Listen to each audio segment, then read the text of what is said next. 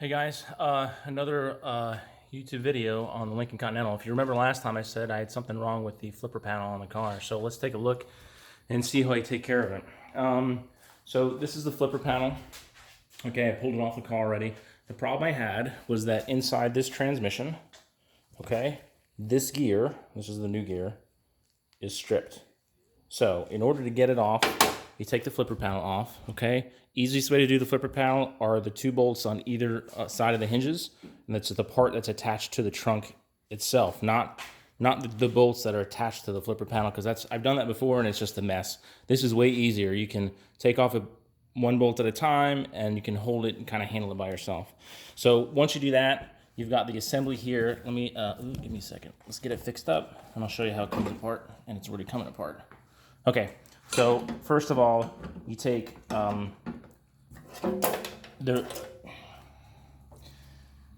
limit switch off, okay? So the limit switch is held on by two bolts, comes right off.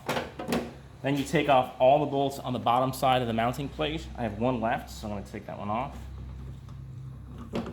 Once the mounting plate comes off, then the whole assembly, the gear motor assembly can come off. So that's the gear motor, okay? It's got a worm gear in here, and then on this side, it's got a straight gear on this side, okay? That comes off, okay? Then you need to pull off the kind of what I call the transmission, okay? So this slides off. There's a C-clip, a circlip that kind of holds the transmission on. Now it's gonna be tight on there, and so in order, like it was really tight for me to pull off, and I'll show you how it comes off, so just pull it off, okay?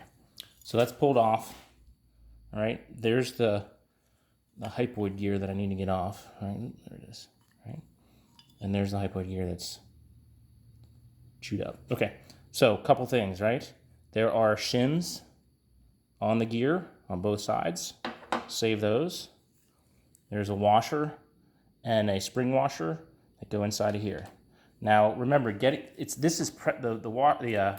gear itself is press fit onto that shaft. So to get it off, while it was on there like this, I did have to take the whole hinge arm off. I had to put it into a vise, and then I used a socket that kind of slides on top of here. All right. And I had to knock it out. Got to be really careful, right? This is all cast aluminum. You do not want to break this.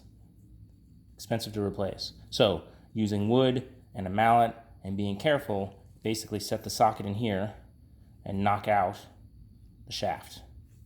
All right, once it's out, we're done. New gear slides in place with the shims. Put it all back together. Key note on here, the only note, I guess, is that on top, lose that. All right, on the gear motor, on the top of the worm drive and the bottom of the worm drive is a small ball bearing. See it? Ball bearing is really like a thrust bearing. It sits up on it in the housing there. It's hard to see. Okay? Make sure they're in there because it reduces the slop in the unit. So this one, I took it apart and I dropped it. Okay, so it's not there. Luckily, I've got a lot of ball bearings sitting around the shop. So we'll take, let me get in there. There we go. We'll take that one out the bottom. Once I can get it out of the grease, measure it, and then we'll measure it, and then we'll find another one to put in there to the other side. So I'll put both in. Really no adjustments need to happen. You just need to make sure when you put the entire unit back together that the flipper panel's in the kind of a in between, either full up or full close.